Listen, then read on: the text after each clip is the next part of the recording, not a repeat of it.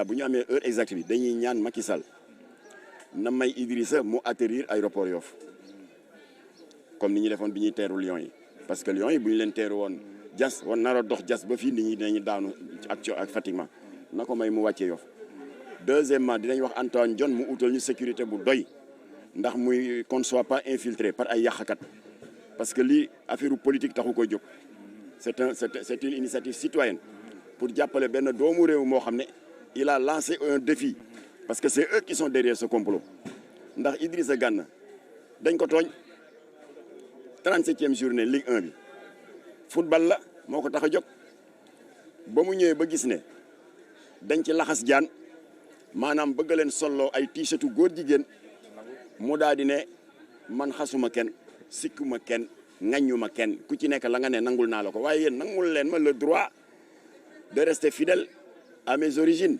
c'est-à-dire à mon identité culturelle et religieuse bi nga xam ne dafa dàq lépp lu union contre nature rek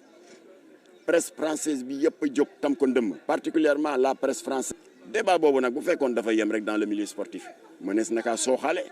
waaye des autorités officielles yu France dañu dugg ci coow li ka ca gën a ñaaw làmmiñ di Valérie Pécresse présidente du conseil régional de l'Île-de-France moom dem na bay sàkku ci Paris Saint-Germain le club de Idrissa Gana Gueye pour ñu teg ko ay daan signéwul propagande góor jigéen dañ ko tooñ rawatina ñi ko tooñ muy français yi fu ñu toll ñuy fëgg seen dënn la France c'est le berceau des droits de l'homme mais déclaration universelle des droits de l'homme xanaa dañ ko fàtte ñoom ñoo ko bind déclaration bi nee na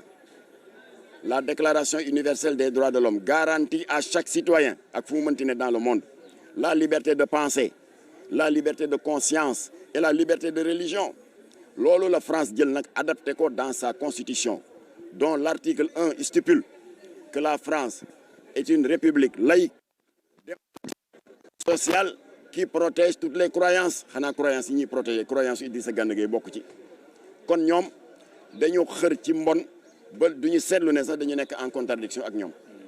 voilà léegi nag yóbbante nañu Seydou Gueye le ministre Seydou Gueye nee ko ñu ngi lay gërëm ci sa teewaay gërëm Macky Sall tamit ci message bi bu fort bi mu def mais je soutiens Idrissa Gana et il faut qu'on lui laisse le droit de défendre ses convictions religieuses alors nee nañ ko na wax Macky Sall bu mu yem ci loolu dañu bëgg mu appliquer une réciprocité ndax Valérie Pécresse sanction le demandé ñun nag on rappelle que 2015 fàtte xaju fi le 7 mars 2015 UCAD 2 amphithéâtre bi xew bu rëy moo fa amoon dafa amoon benn conférence sur la modernisation de l'université assortie de communication sur la mise en exergue des valeurs qui est censée incarner ce haut temple du savoir alors Valérie Pécresse moom lañ ko ndeyale kii di xas Idrissa Gana ba mu ñëwee sur la base de ces valeurs yi may wax nii par la main du recteur Ibrahima Thioub